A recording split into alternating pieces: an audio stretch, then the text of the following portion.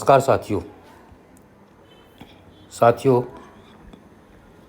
आज मैं आपको जन्म कुंडली के सप्तम भाव के बारे में कुछ जानकारी देना चाहूँगा। तो सप्तम भाव जन्म कुंडली का देखिए, इसमें हाईलाइट मैंने किया हुआ है डायग्राम में, जिसको हम कलत्र मीन्स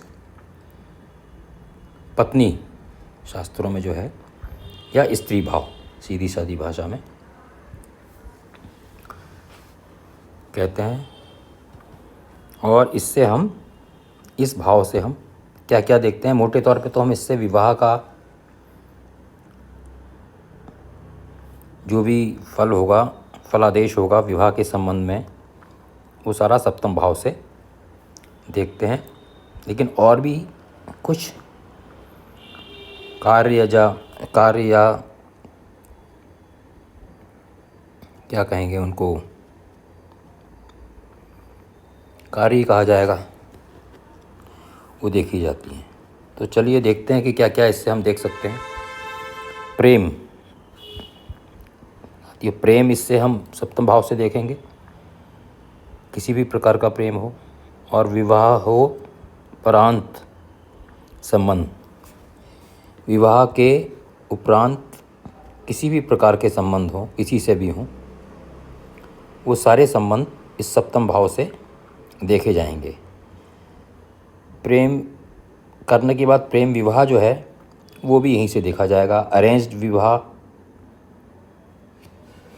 भी यहीं से देखा जाएगा, और विवाह हर प्रकार के, प्रेम विवाह हो, अरेंज विवाह हो, और विवाह किसी भी प्रकार का हो, बहुत सारे हैं। जैसे कहीं मैं पढ़ रहा था कि किसी पुस्तक में कि कहीं पर स्त्री को खरीद के भी लाते हैं, या कुछ लाते हैं, या और भी कई सारी चीज़ें जो भी हैं, वो सारे विवाह यहीं से ही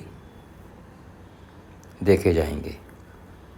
उसके बाद शारीरिक संबंध किसी भी प्रकार के हों, किसी भी प्रकार के शारीरिक संबंध हों, पत्नी के साथ हों, विवाहोपरांत संबंध बने हैं आपके, इलीगल हों, सारे इसमें कवर होंगे। वैश्यावृत्ति भी इसी भाव से देखी जाएगी।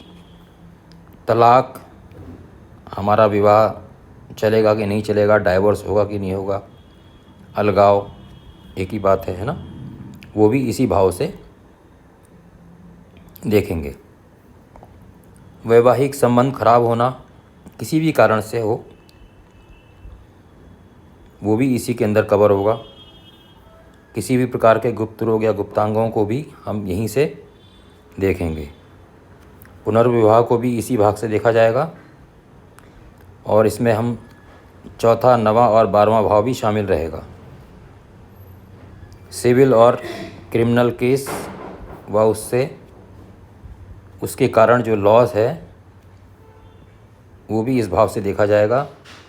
और इसके साथ साथ, इस भाव के साथ साथ 9, 10, 11, 12 प्लस 6 ये भाव भी हम स्टडी करेंगे। पार्टनरशिप में, बिजनेस की जो पार्टनरशिप है, बिजनेस की पार्टनरशिप, वो भी यहीं से हम देखेंगे। हम किसी के साथ व्यापार कर रहे हैं, तो हम पार्टनर्स की आपस में बनेगी कि नहीं बनेगी, तो ये भी इससे देखा जाएगा। सप्तम भाव के कारक जो हैं, स्थिर कारक हैं सप्तम भाव के। सप्तम भाव के स्थिर कारक शुक्र हैं,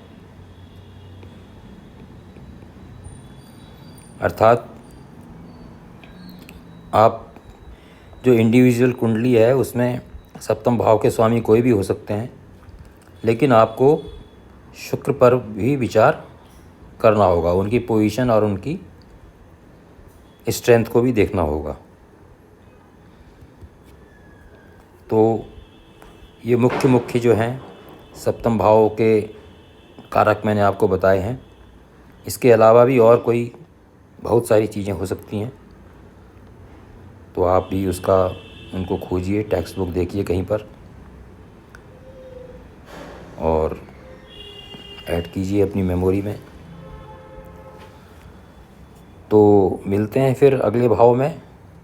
8th हाउस को लेके फिर आता हूँ, मैं आपको जानकारी दूंगा। तब तक के लिए आप सभी लोगों को मेरा नमस्कार।